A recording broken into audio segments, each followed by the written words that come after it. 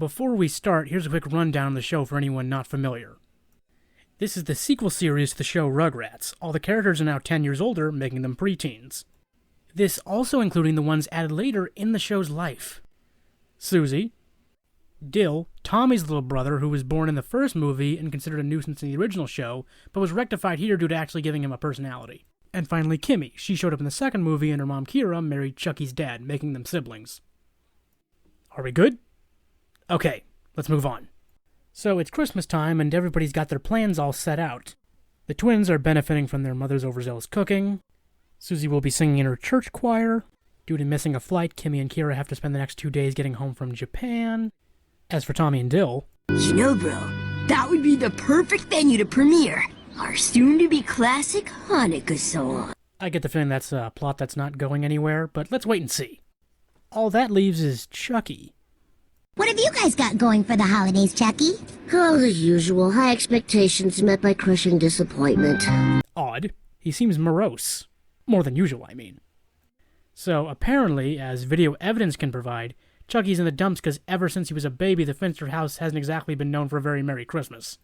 He and Tommy end up figuring the lackluster tree they get every year has something to do with it.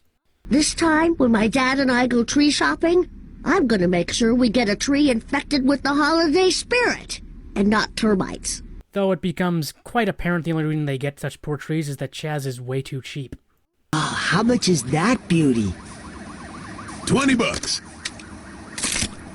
15. We'll come back for it tomorrow. It'll be down to 10.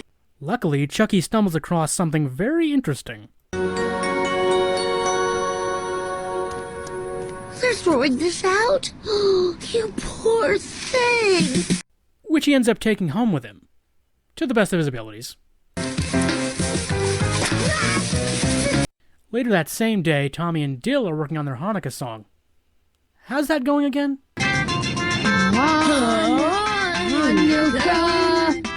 Well, so far a big old box of nothing. Anyway, after managing to get the tree home and showing his dad, Chucky's riding a Yuletide high. Chucky, wow! Since when are you the brave one? What can I say? I'm full of Christmas spirit this year. Yeehaw!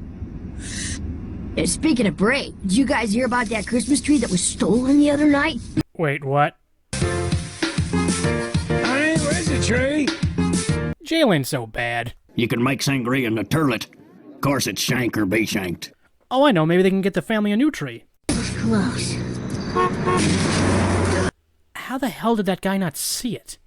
Well, if the situation couldn't get any worse, we get treated to this little exchange. You can't steal the meaning of Christmas without the big guy upstairs not hearing about it.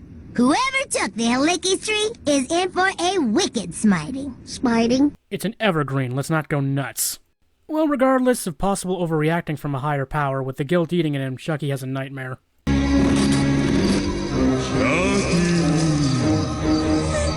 Yes? It's me. Me who? Who do you think? Who's the burning bush guy? Which leads to a very public freak out in the mall. What's wrong, Chucky? I've never seen you like this. He's kind of attractive. Please, one ridiculous problem at a time. Later that day, the families are having a holiday party at the Finster house. With a living nativity? In the midst of that, the kids end up hatching a plan. Well, you stole the tree. Maybe you can unsteal it. How do I do that? You steal it. So the kids break into Chucky's house. With mixed results.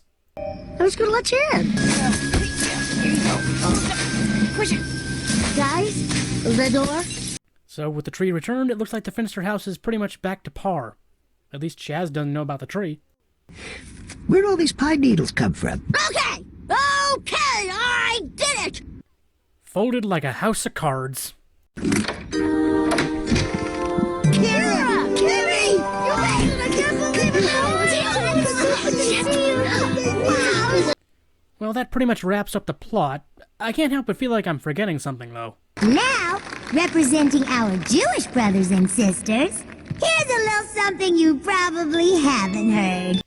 Oh yeah, that. Man, I hate being right. So shred those taters fast.